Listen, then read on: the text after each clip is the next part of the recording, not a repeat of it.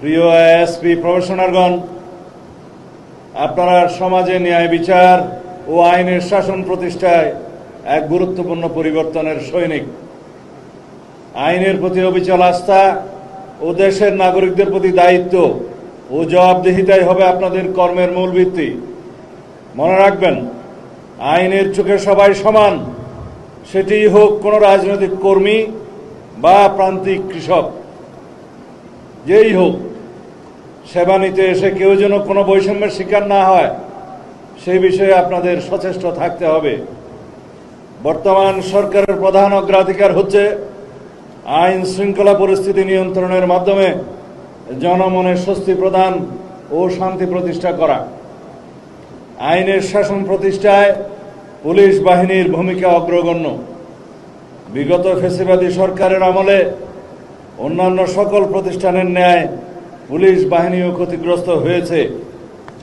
বর্তমান সরকার বিশ্বাস করে পুলিশ কোনো বিশেষ দলের বা গোষ্ঠীর লাঠিয়াল বাহিনী নয়, বরং পুলিশ হবে জনগণের কৃত্রিম বন্ধু।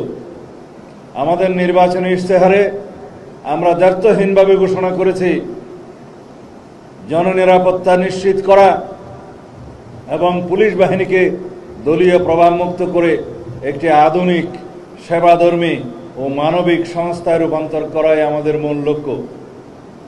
সেজন্য পুলিশ বাহিনীর মনোবল পুনঃপ্রতিষ্ঠা সহ একটি দক্ষ ও আধুনিক আইন শৃঙ্খলা রক্ষাকারী বাহিনী হিসেবে গড়ে তুলতে সরকার ইতিমধ্যে জনবল বৃদ্ধি সহ নানাবিধ উদ্যোগ গ্রহণ করেছে। এর মধ্যে অন্যতম হল পুরস্কার ও তিরস্কারের নীতি চালু করা। এরই অংশ হিসেবে সাহসিকতা ও প্রশংসনীয় কাজের স্বীকৃতি স্বরূপ পুলিশের সদস্যদের যেমন পুরস্কৃত করা হচ্ছে, একইভাবে শৃঙ্খলা ভঙ্গ ও অপরাধের সঙ্গে জড়িত পুলিশের সদস্যদের বিরুদ্ধে ব্যবস্থা গ্রহণ করা হচ্ছে। প্রিয় কর্মকর্তাবৃন্দ, জনগণের সেবক হন। সাধারণ মানুষ যখন থানায় আসে, তারা যেন আপনাদের মধ্যে সেবার মানসিকতা দেখতে পায়। বর্তমান যুগ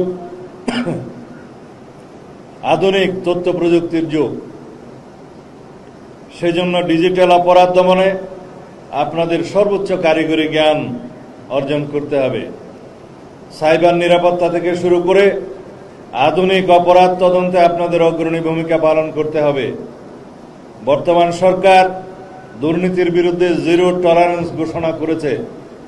দুর্নীতির করাল গ্রাস যেন আপনাদেরকে স্পর্শ করতে না পারে, সেদিকে সদা সতর্ক থাকবেন। বর্তমান প্রেক্ষাপটে 27তম বিসিএস পুলিশ ব্যাচ প্রথম পর্যায়কে দেশের আইন শৃঙ্খলা রক্ষায় অগ্রণী ভূমিকা পালন করতে হবে।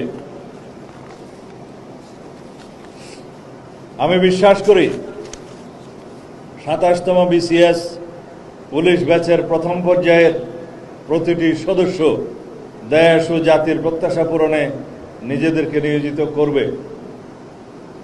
দীর্ঘ সময় বিভিন্ন পেশায় নিয়োজিত থেকে আপনাদের লব্ধ জ্ঞান, প্রজ্ঞা ও অভিজ্ঞতা বাংলাদেশ পুলিশকে সমৃদ্ধ করবে বলে আমরা বিশ্বাস করি।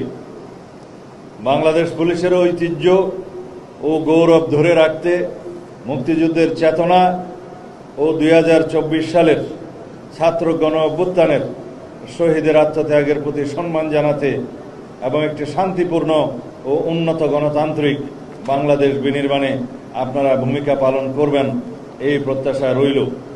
আমি আপনাদের পেশাগত সাফল্য, সুস্বাস্থ্য এবং উজ্জ্বল ভবিষ্যৎ কামনা করে আমার বক্তব্য শেষ করছি। আমি বক্তব্য শেষ করার আগে স্মরণ করতে চাই গভীর শ্রদ্ধার সাথে মহান মুক্তিযুদ্ধের লাখো শহীদকে, যাদের আত্মত্যাগের বিনিময়ে অর্জিত এই বাংলাদেশ। আমি শ্রদ্ধার সাথে স্মরণ করছি শহীদ রাষ্ট্রপতি জিয়াউর রহমানকে, যিনি মহান স্বাধীনতার ঘোষণা সহ সময় উপযোগী নেতৃত্ব দিয়ে দেশকে মুক্ত করেছেন। আমি আরও স্মরণ করছি তৎকালীন জাতীয় নেতৃবৃন্দকে, যারা দীর্ঘ লড়াই সংগ্রামের মধ্য দিয়ে স্বাধীনতার পটভূমি তৈরি করেছেন এবং স্বাধীনতা সংগ্রামে অংশগ্রহণ করেছেন। আমি শ্রদ্ধার সাথে আরও স্মরণ করছি 2024 সালের ছাত্র গণ অভ্যুত্থানের সকল শহীদকে, যাদের আত্মত্যাগের বিনিময়ে মুক্ত হয়েছে আজ গণতন্ত্র, যাদের প্রত্যাশা ও গণ আকাঙ্ক্ষা অনুযায়ী বৈষম্যহীন দেশ গড়ার প্রত্যয় নিয়ে আমাদের এগিয়ে যেতে হবে। আমি আরও স্মরণ করছি 3 বারের প্রধানমন্ত্রী, আপসহীন নেত্রী দেশনেত্রী বেগম খালেদা জিয়াকে, যার সুযোগ্য নেতৃত্বে বাংলাদেশে সুপ্রতিষ্ঠিত হয়েছিল গণতন্ত্র, বাংলাদেশের মানুষ অর্জন করেছিল গণতান্ত্রিক অধিকার। গভীর শ্রদ্ধা জ্ঞাপন করছি সেই সব বীর পুলিশ সদস্যগণকে, যারা 1971 সালে দেশ মাতৃকার মুক্তির লড়াইয়ে অকাতরে জীবন বিসর্জন দিয়েছেন।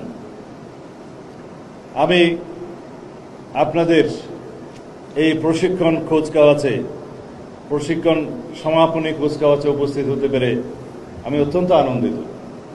আজকের এই আনন্দঘন দিনটি অনেক আগেই আপনাদের জীবনে আসার কথা ছিল।